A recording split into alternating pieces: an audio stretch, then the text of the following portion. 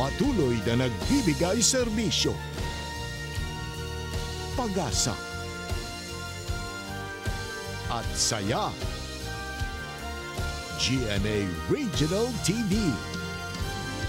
Kapuso ng bawat Pilipino.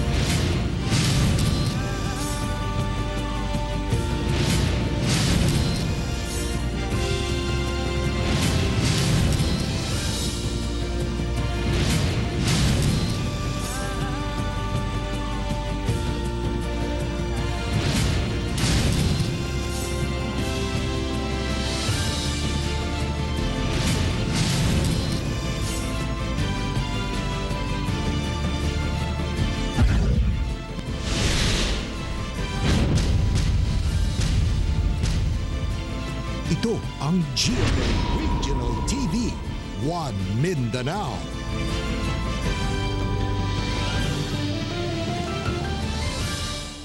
Magapon Mindanao, kini ang GMA Regional TV, One Mindanao. Hatod namang pinakadagko, pinakulahing balita sa Mindanao. Ako si Tec Ocampo. Sara Hilomen Velasco. Real Soroche, live gikan din sa GMA Davao Complex.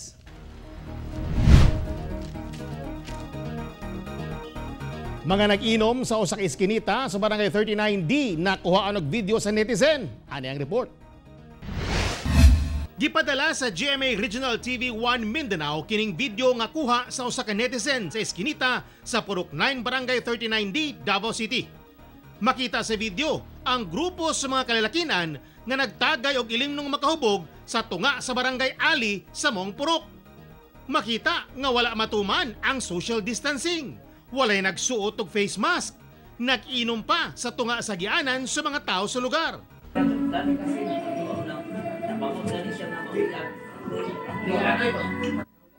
Sumala sa sender sa video nga matag Domingo kuno ginahimo sa mong grupo ang mag-inom sa lugar. Dili daw kuno sila ka-report sa kapitan sa barangay kay amigo kuno sa kagawad ang mga nag-inom. Nabalaka lang kuno ang sender sa ilang panglawas nga bisan dunay pandemya doon nagihapoy misupak sa health protocols. Gipaabot na hinoon sa GMA Regional TV 1 Mindanao sa kapitan sa barangay ang concern sa misumbong ug mipasalig kining aksyonan. Tingali amigo sa kagawad pero wrong kuan gyapon, wrong attitude. Wala maski bag kuan. Maski pag amigo pas kapitan. Kaya wa magud tay ginakuan dire, wa tay ginapili. As long as nakasayop ta, o face the consequence. Base sa gipagulang executive order ni Mayor Sara Duterte, dunay liquor ban ug bawal ang mag-inom sa mga pampublikong lugar. Gimando usab nga kinahanglan magsuot kanunay og face mask kung mugawas sa balay ug kanunay sundon ang social distancing aron malikay sa COVID-19. Butang nga wala matuman sa nakuhaan og video nga nag-inom. Sa mga malapason sa Executive Order 59, kaning ato ang liquor ban, kung naay mga insidente nga panghitabuan ni ilabi na ka na nakuhaan nato og video, mamahimo nga ipadala dayon sa mga official FB account sa tuang kapulisan aron matagaan dayon og kaning appropriate action o mapadalaan dayon nato og police didto aron masikop dayon sila. Kauban si Jojo Solarte sa kamera. Ako si Tec Ocampo para sa One Mindanao. Mag-resume sugod ug mga adlaw ang registration sa QR code system sa Davao City apan alang una sa mga establishmento. Ani ang dugang detalye sa live report ni Sheila Vergara Rubio. Sheila. Sara, aron ma-decongest ang pagdungan sa kadagang tao sa pagparehistro sa QR code sa dakbayan sa Davao. Unahon sa Davao City LGU ang registration sa mga establishmento. Usa kining seafood resto sa Tulip Drive, Davao City, sa mamalang pusong naka-register og QR code sa ilang kan-anan atol sa unang hugna sa pagparehistro niadtong miaging semana. Karon pa lang nangandam na sila sa pagprinta sa QR code aron ipahimutang sa tanang entrada sa ilang restaurant.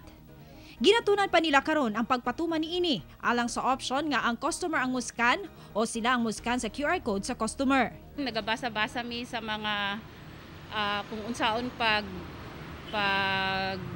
implementa sa maong QR code, unsaon pag-scan sa mga ID sa mga customers. Nagabasa lang sa karon pero wala pa man kay down pa ang system so dili pa mi ka-login. Ugmang adlaw, mag-resume na ang registration sa QR code sa Davao City apan sa mga establishmento pa lang. Kainumduman nga naundang ang registration sa Davao QR code tulo ka adlaw una kini ipatuman unta niadtong November 7. Unahon nato og pa-up ang sa establishments by Wednesday, ma-up na sila. So pwede na mag-register ang mga establishments by Wednesday. And then musunod, we will give the announcement kung kano sa ang date sa individuals. Giklaro sa mayor nga gilaraw gihapon nga masugdan ang implementasyon sa QR code system karong Nobyembre 23. Dugang pagpaklaro niya nga alang sa mga nakarehistro na, dili na kinahanglan pa nga muusab og rehistro, mapa-individual man o establisimento. Sa inisyal nga ihap, kapin 300,000 na ang nakarehistro QR code sa Davao. Doon na yung mga establishments na ready na sila, no, nakita na nato na doon na sila yung mga QR code. So there is no need to register again. Same pod sa mga individuals, we have 360,000 individuals registered already. So there is no need to register again kung nag-register sila atong sigud atong October 31. Sara man sa pagparehistro sa mga establishmento, pabuton lang ang link nga ipost sa city government alang sa pagparehistro sa matag individual alang sa ilahang QR code. Sara. Okay, daghang salamat, Sheila Vergara Rubio.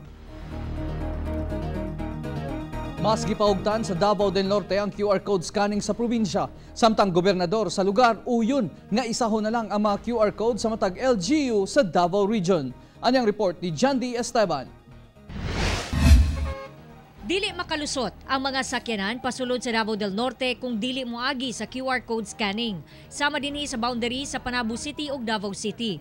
Ang tanang pasahero sa sakyanan, pangitaan ug Davao del Norte QR code. Sa online mo? Online sir. Taga-asa man mo? Davao sir. Ang sa purpose na ito dire? Wholesaler ko sa kuhan. Wholesaler. So sir, ako'y ihatag sa inyong papel. Ang maayo ani, hapito ninyo sa Gaysanong Mall sa Panabo, City Mall, or NCCC or warehouse. Magdala mong ID, pangayo mo dito. Niadtong September pa gisugdan ang pag-require sa QR code sa probinsya ug karon nga mas gipahugtan ni Governor Edwin Hubahib ang pagpatuman niini, nagkulgot ang trapiko sa mga mobiyahe. Natay iduga nga i-reinforce sa ato ang especially na sa atong mga main roads nga mag-conduct sa QR scanner. Mas paspas ang pag-scan sa QR code karon itandi sa nakalabayng semana pasulod sa Panabo City. Mitabang na usab ang kasundaluhan sa scanning. Lahi usab ang lane alang sa mga private vehicles, lahi usab ang lane sa mga motorcycles o tricycles, ingon man sa mga bus o jeepney. Fix hour ganina, mga 8. Naobserba na mo sa pulo daan kay scanner sa sundalo, tapos sa mga pito, 17 mi. Wala na kayo kakuang traffic. So paspas na. Paspas na. Kining motorista na nigurog yun og kuha og QR code dili lang sa Davao del Norte kun dili sa uban pang lugar. Okay lang sa inyo bisa malangan? Yes ma'am, okay lang. Para bayabalaan tong kinsa tong asa kagikan. Okay lang sa mga. For contact tracing? Yes po. Yes po. Sumala ni Governor Hubahib nga uyon siya sa suwestyon na i-integrate ang QR code sa mga lugar sa Davao Region. Sugod kay kuana para nga mas madali sa tuwa, dili pod maglisod ang ato ang mga residente travel kung bisan asa. Ikinahanglan lang nga mag-meeting mi sa RTC. Kana ma'am nga suggestion ako pong tawagan si Governor Nelson Dayangirang, pwede pod ang NIDA o si Mayor Inday Sara para nga maisana mo ning amo ang mga QR code. Kinahanglan ang hugot nga implementasyon sa QR code system. Gawa sa mas paspas ang contact tracing, apan aron usab, di na mudaghan ang kaso sa COVID-19 sa probinsya. Kung mugawas sa Davao del Norte, pagbalik, kinahanglan mo pailaw mga individual sa 7 days quarantine. Sud sa maong quarantine period, gibawalan sila sa pagsulod sa mga public facilities. Kauban si Mel Colmenares sa kamera. Ako si John D. Esteban. Para sa One Mindanao. Kapitan sa barangay og 7 ka sabongero dakpan sa kapulisan sa aktong nagapahigayon ng illegal nga sabong o tari-tari. Sikop ang kapitan sa Dalyaon Plantation nga si Kapitan Generoso Bacalso humanaktuhang apil sa mga nagtari-tari sa mismong barangay nini sa sitio San Agustin. Gawas kang Kapitan Bacalso, laing 7 pa ang nadakpan din apil dinhi ang usa ka minor de edad. Nakuha sa lugar ang 5 ka mga buhing manok panabong, 5 ang patay na, mga tari ug kwarta nga parada sa sultada. Giban na ang anaa sa 70 ka tawo ang nakadagan, patong-patong nga kaso nga tubangon sa mga dinakpan. O kani nagpahibalod yun, pamatuod nga ang inyong kapulisan, ang Davao City Police Office, walay ginapili bisan pa atong naasa katong danan. Dapat unta nga ang mga public servant mamahimo untang ehemplo. Nasikop ang igagaw sa usa ka kapitan sa Cagayan de Oro City atol sa gikasang buy-bust operation sa kapulisan. Samtang usa ka lalaki nga nangulo sa illegal nga tari-tari nadakpan sab. Dugang detalye sa report ni Cyril Chavez. Nasikop atol sa gihimong buy-bust operation sa PS2 Kugon si RJ Domdom, 33 anyos ug igagaw sa kapitan sa Barangay Makabalan. Human kini mapalitan og sachet sa gituwang shabu. Sigon sa otoridad, nakarecover sab sila gikan sa suspect og sobra usa ka gramo sa shabu nga mobalor sa 11,266 pesos, mark money ug pakete nga gigamit sa transaksyon. Sobra 2 ka semana kuno nilang gisubay ang suspect. Mga kano niya kani as usual kanang mga driver sa mga di pasahero ang jeepney ug kaning mga trabahante nga naga yuhot ani nga mga illegal nga droga. Aminado ang suspect nga gagamit kuno siya og illegal nga droga apan wala kuno siya gatulak. Mag-usab magbago sa kan kay lisod kay nga ni pirmi sir. Lisod gyud kayo. Promise mag-usab na gyud. Lisod gyud kayo mag-usab na gyud. Samtang sa laing operasyon nga gihimo sa Kugon Police, nasikop si Jerry Cabangisan, 52 anyos, nga dayo gikan sa bara sa Upol, Misamis Oriental. Human masapon nga nagpahigayon og illegal nga sabong o tari-tari sa Birhaya, Barangay Kamaman-an, Cagayan de Oro City. Nakuha gikan sa suspect ang bet money ug mga patay ug buhing manok nga gigamit sa pagsabong.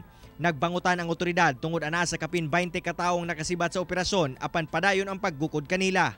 Tungod kay kung naaman nga mga binuhatan ang mga katawan nga magkatipuno naagid na dia ang ingong panato nga violation sa physical distancing or social distancing. Nasayod kuno ang suspect nga bawal ang ilahang gihimo apan napugos lamang kuno siya tungod sa kalisod sa kinabuhi. Wa na undang nako, di na. Last na ni.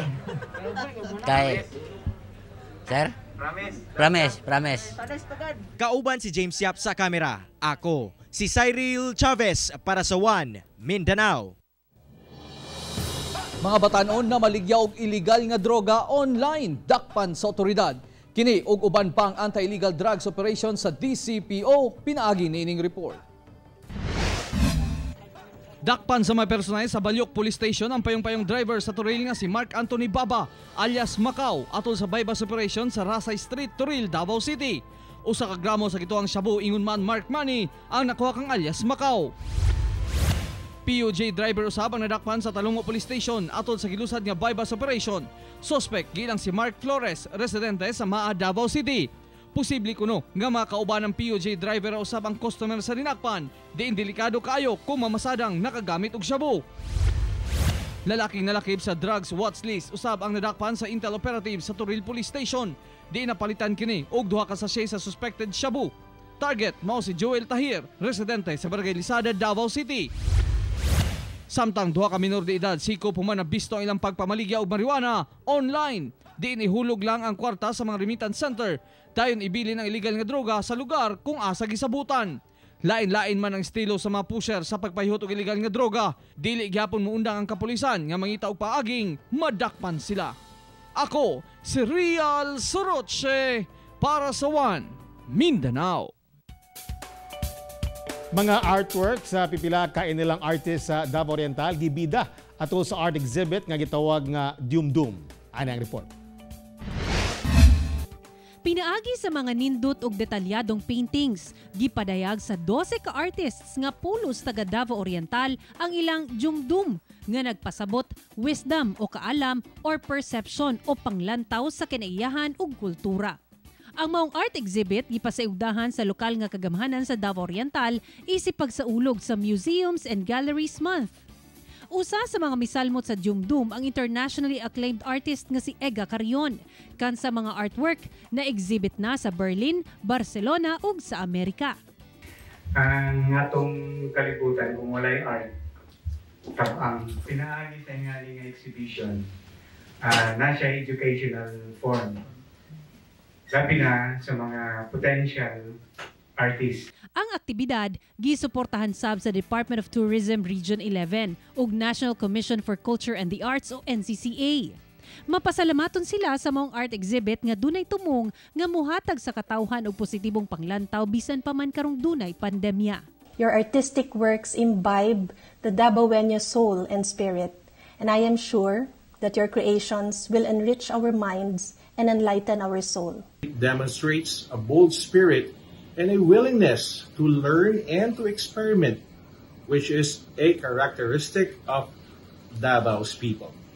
Makita ang mga art exhibit sa Subangan Provincial Museum sa Mati City ug abli kini sa publiko hangtod Enero sunod tuig. Ako si Sara Hilomen Velasco para sa One Mindanao.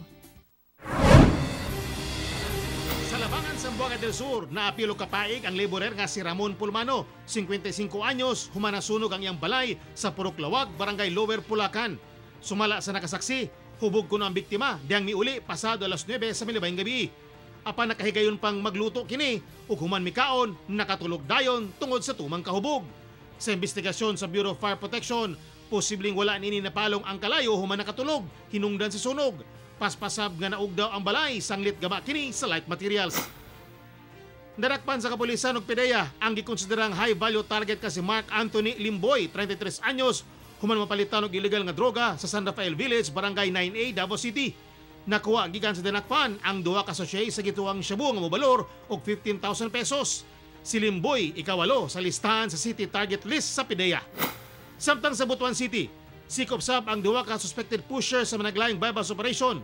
Unang nadakpan si Delberto Giral, 34 anyos, taga Tandag, Surigao del Sur. Nakuhaan kinig 12 ka sachet sa gituang shabu nga nakatidad og 23,600 pesos ug mga paraphernalia. Samtang sikop sab ang 34 anyos nga si Daryl Pikit na taga General Luna, Surigao del Norte. Kinsa napalitan og 2 gramos nga marijuana nga nakatidad og 110 pesos. Kasong paglapas sa RA 9165 o Comprehensive Dangerous Drugs Act ang atubangon sa duha ka mga dinakpan.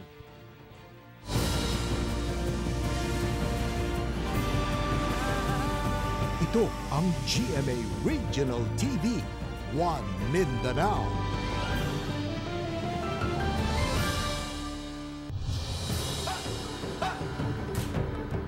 Sobra 3,000 ka karton sa smuggled nga sigarilyo ang nakumpiska sa Philippine Navy sa usa ka barko sa Tawi-Tawi.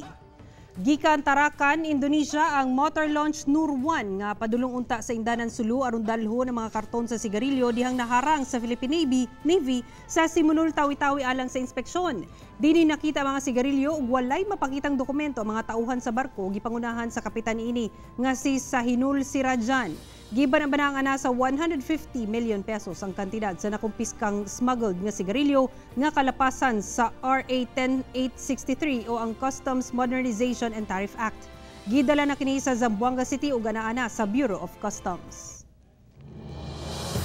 Usa ka squad sa rebelding New People's Army nga pulos minor de edad ang misurrender sa kasundaluhan. Bit-bit sa mga minor de edad nga mga rebelde ang ilang mga high-powered firearms sama na lamang sa AK-47 Garand Rifle, M14 Rifle Carbine ug M653 Rifle. Ang voluntaryong misurrender sa 58 Infantry Battalion ug 2nd Scout Ranger Battalion sa sitio Langusahan, Barangay Minalwang, Claveria, Misamis Oriental. 8 sa 12 nga misurrender mga minor de edad nga na-recruit niya itong 2016 nga miyembro sa 3rd Platoon sa North Central Mindanao Regional Command. Silang tanan makadawat og financial assistance pinaagi sa ECLIP kon Enhanced Community Local Integration Program. Kanhi political leader sa CPP-NPA gibulgar nga mga representante sa Makabayan Bloc pulos membro sa opisyal sa mong rebelding grupo. Ani ang detalye. Gipresenta sa kasundaluhan si Noel Minyoto Legaspi alias Ka-Efren, kinsa kani spokesperson, kani Deputy Secretary o Regional Political Director, ingon man kani Regional Peasant Bureau Head sa NDF Far South Mindanao Region. Dinhi, iyang giyagyag ang nahibawan sulod sa kalihukan. Usa siyang gibulgar, mao mga representante kuno sa Makabayan Bloc sa Kongreso, kinsa pulos opisyal ug dunay katungdanan sa CPP-NDF. Usa sa mga gihinganlan ni Ka-Efren, mao si Bayan Muna Representative Carlos Zarate. Pero nung nasa loob ako, dahil nasa secretariat ako ng Far South Mindanao Region, mayroong mga conferences kami na ginagawa at napag-uusapan namin sino yung magiging nominee na ire-recommend ng taga Mindanao para magiging representative ng iba't ibang party list organization. So that's why Southern Mindanao Region Party Committee recommended Carlos Zarate as the nominee o Bayan Muna. Samtang gipanghimakak ni Representative Zarate ang alegasyon ni Ka-Efren. Paagi lang kuno kini sa kasundaluhan nga pasanginlan silang may kalambigitan sa rebelding NPA. Gipanghimakak nato ang ilang mga alegasyon. Gipili kita isip nominado o isip representante sa Bayan Muna sa usa ka democratic process sulod sa Constitution and Bylaws sa Bayan Muna, no? O gipili kita sa mga delegasyon sa nagkalain-laing chapter sa Bayan Muna in 2012. Kauban si Jojo Solarte sa kamera. Ako si Tek Ocampo para sa One Mindanao. Usa ka dugong ang napalgang patay sa dagat sa Maasim, Sarangani Province. Nakaplagan sa mga mananagat sa Barangay Canalo sa Maasim ang usa ka dugong nga palutaw-lutaw sa dagat. Gidala nila kini sa baybayon ug nasayrang patay na kini. Sumala sa residenteng si Gabriel Dialawi. Dunay samad sa likod nga bahin sa mananap nga daw agi sa pana o bingwit. Kapin usa ka dupa ang gitas-on sa dugong ug gibana-bana ang kapin gatos ang timbang niini sanglit dili makayang alsahon sa usa lang ka tawo. Human gihiling sa Maasim LGU, gilayong gilubong sa baybayon ang dugong. Ang Sarangani Bay nga may gilapdon nga 217 hectares gideklarang protected seascape ilalom sa Proclamation No. 756 niadtong 1996. Busa ginabawal ang commercial fishing sa mga munisipalidad nga sakop sa Sarangani Bay.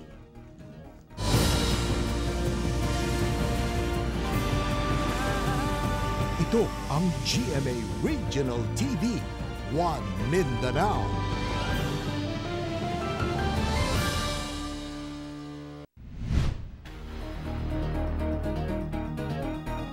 Halos 51 milyon katao na ang nataptan og COVID-19 sa tibuok kalibutan. Sa Pilipinas, halos 400,000 na ang nagkasakit niini og sobra 24,600 sa mong ihap taga Mindanao. Miabot na sa kapin 50 milyon o 913,000 katao na ang dunay COVID-19 sa tibuok kalibutan. Samtang milapas na sa 33,289,000 ang recoveries og sobra 1,263,000 ang namatay. Sa Pilipinas, mitala og 1,347 ka bagong COVID-19 cases karong adlaw. Busa 399,749 na ang ihap sa nataptan og COVID-19 sa nasod. Duna na say 361,919 ang naka-recover og 7,661 ang namatay. Og sa Mindanao, 24,628 na ang naigo og COVID-19. Misa kasab sa 16,820 ang naayo na og 840 na ang namatay. Tulo ka pulis ug usa ka sundalo ang nalakip sa mga bagong kaso sa COVID-19 sa Cagayan de Oro City. Ani ang COVID-19 update sa Mindanao, pinaagi niining report. Gibutiag sa Lanao del Sur IATF nga nagkaubos na ang kaso sa COVID-19 sa probinsya. Sulod sa duha ka semana, walay napulo ang natala nga nagkasakit og COVID-19. Anaa na sab sa 91% ang naayo na. Samtang napadayon ang pagpatuman sa guidelines sa probinsya nga naaubos sa General Community Quarantine hangtod November 30. Subay sa Executive Order No. 12, nagpabilin ang curfew hours sugod alas 8 sa gabi hangtod alas 4:30 sa buntag. No movement day gihapon matag Domingo ug uban pa. Misa ka na sa 1,070 ang total confirmed COVID-19 cases sa Lanao del Sur, 918 ang recoveries ug 40 ang namatay. Sa General Santos City, gi-extend ang pagbutang ubos sa Modified General Community Quarantine kon MGCQ high risk sa syudad hangtod December 31. Subay sa Executive Order No. 52 sa Gensan LGU, gidugang ang pagbawal sa hiking o trekking sa bukirong bahin sa Gensan, ingon man biking ug motorcycle trail matag adlawng Domingo. Magpabilin ang Sunday lockdown kung asa sirado ang mga pampublikong lugar. Samtang tugutan gihapon ang pagsimba basta sundo ng mga health protocol ug 50% capacity sa simbahan. Sa border, ang essential work ug travel lang gihapon ang tugutang makasulod sa syudad. Sa karon, ang Gensan ang naguna sa dunay pinakataas nga kaso sa COVID-19 sa Soc-Sargen Region kung asa 928 na ang total confirmed cases. 214 ang active, 680 ang nakarecover ug 34 ang namatay. Sa Davao City, usa ka 6-month-old baby boy nga taga Daliao sa Turil ang nalakip sa 93 ka bag-ong nagpositibo sa COVID-19. Asymptomatic kini. Samtang ikaduha ang Davao City sa dunay pinakadaghang bag-ong kaso sa COVID-19 kagahapong adlaw, gisundan sa Maguindanao. Pulos anaa sa 81 ang natala sa DOH nga kaso sa COVID-19 sa duha ka lugar. Misa ka na sa 4,508 ang confirmed COVID-19 cases sa Davao City, 2,978 ang nakarecover ug 193 ang namatay. Sa Cagayan de Oro City, 3 ka pulis ug 1 ka sundalo ang nalakip sa 55 ka bag-ong nagpositibo sa COVID-19. Ang 3 ka pulis mao ang 36 anyos nga lalaking taga Carmen, 27 anyos nga babae ug 41 anyos nga lalaki. Silang 3 exposed sa usa ka residente gawa sa syudad nga nagpositibo sab sa sakit. Samtang ang sundalo, usa ka 26 anyos nga lalaking taga Mambuaya, kinsa sundalo sa Patag, na-admit kini sa ospital sa kampo. Miabot na sa 1,937 ang kumpirmadong kaso sa COVID-19 sa Cagayan de Oro City. 1,224 ang naayo na ug 78 ang namatay. Ako si Sara Hilomen Velasco para sa One Mindanao.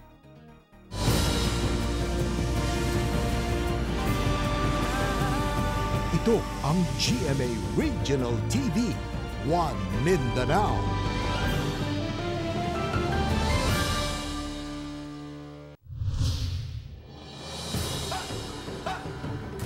Usa ka establishmento sa Cagayan de Oro City nga nagapamaligya og mga aquarium fish gitulis. Sayron ta kung duna bay natangag ang mga tulisan sa live report ni Cyril Chavez. Cyril. Yasrial, armado pagayod ang mga lalaking mitulis sa maong pet shop. Apan dili kwarta ang ilahang target kun dili ang isda nga baligya. Kini ang tindahan kung asa nahitabo ang pagpanulis kagahapon sa hapon. Sumala sa PS1 Divisoria Police bandang alas 5 sa hapon, usa ka lalaki nga naka-face mask ang misulod dinhi nga adunay dala nga armas. May deklara kuno kini og tulis ngadto sa mga trabahante. Apan inay kwarta ang gikuha, ang isda nga golden arowana ang gikuha niini nga mobalor ngadto sa 80,000 pesos. Paspas nga nakaresponde ang kapulisan sa area, apan wala na nila maabti pa ang suspect. Sanglit misakay kini gilayon sa motor nga nag-atang sa gawas nga gimanihuan sa iyahang kauban. Sa amo lang taon ni kuan siya because of obsession sa isa ka butang. So iyang gitake ang limit sa ingato nga pamaagi kay accordingly sa tag-iya bata pa ron pagpalit niya ni isda 5,000 pa lang. So dugay na ako nuto na kuno ikon siya dili for sale. For your eyes only lang daw. Sigun pa sa tag-iya sa tindahan nga dili na kini ang unang higayon nga nahitabo ang pagpangawat sa iyang tindahan. Gani karong tuiga lang katulo ka beses na kining nahitabo. Apan mas naalarma na siya karon busa plano na niya nga magbutang og CCTV isip dugang proteksyon. Kaning mga mahilig sa isda, no?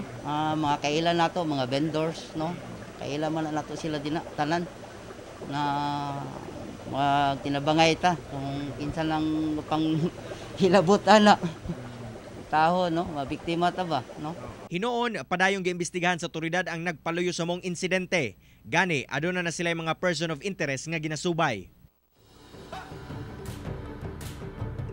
Real, nanawagan sab karon ang otoridad ngadto sa mga nanag-iya og mga patigayon nga mas maayo nga magmontar sila og CCTV og mag-hire og mga gwardya kini aron makatabang sa ilahang seguridad sa ilahang mga establishmento og kinisab aron makatabang sa investigasyon ug galing mabiktima sa mga daotang tawo. Real. Daghang salamat Cyril Chavez. Usa ka bagong himugso nga baby nga gingong gilabay siyang inahan sa kanal ang swerteng naluwas. Nahigmata na lang ang mga residente sa Barangay Poblacion 7, Midsayap, Cotabato tungod sa hilak sa bata. Giling miresponde mga residente o ilang nakaplagan kilid sa irrigation canal ang bagong nataong batang lalaki. Buhi pa ang bata hinungdan nga giling nila kining gidala sa balay Tambalanan.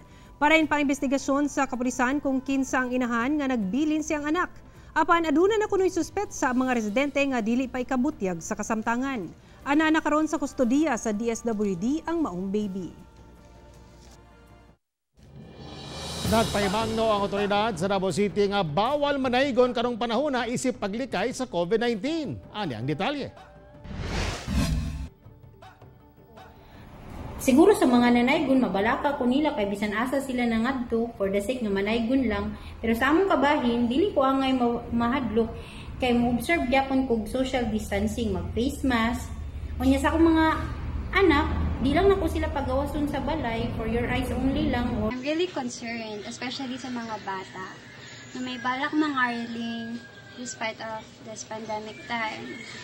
Siyempre, they may interact with many people and what's worse is, baka magka-COVID din sila dahil. Kabalaka kini sa pipila ka Dabawenyo sa mga nagatuyok sa dakbayan nga nagapanaygon o nagapangayog pinaskuhan, diin kasagaran, idaran og mga bata. Mibati sila og kahadlok kay basig mataptan sila sa COVID-19 o sila mismo ang carrier. Gipahibalo sa otoridad nga ang pagpanaygon gidili kay bawal mo gawas karong panahon na kung dili importante o dili essential ang lakaw.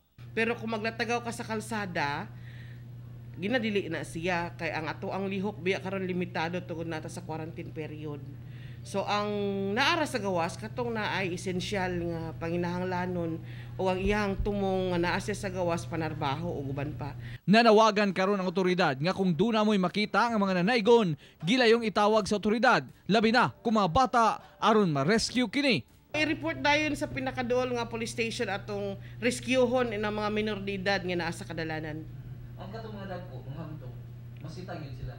Dalaon dyan na sila sa police station ato na i-record. Kauban si Melchor Awing sa kamera. Ako, si Rial Soroche para sa One Mindanao. Mga kapuso, 45 kaadlaw na lang una magpasko. Mga kapuso, way puwas ang among pagkatunog balita. Bisitahin www.gmaregionaltv.com ug mag-subscribe sa official YouTube channel sa GMA Regional TV. Busa mga kapuso, ayaw po ulahi sa mga dagkong balita sa nagkadang reyon sa nasod, subscribe na. Ug mo ka ulahi og dagkong balita sa Mindanao karong adlaw. Ako si Rial Soroche. Daghang salamat sa inyong kanunay nga pag-uban kanamo matag adlaw. Ako si Sara Hilomen Velasco. Tungod mga balita sa atong palibot, importante alang kanamo. Kini ang GMA Regional TV 1 Mindanao. Teko Campo, buong puso para sa Pilipino.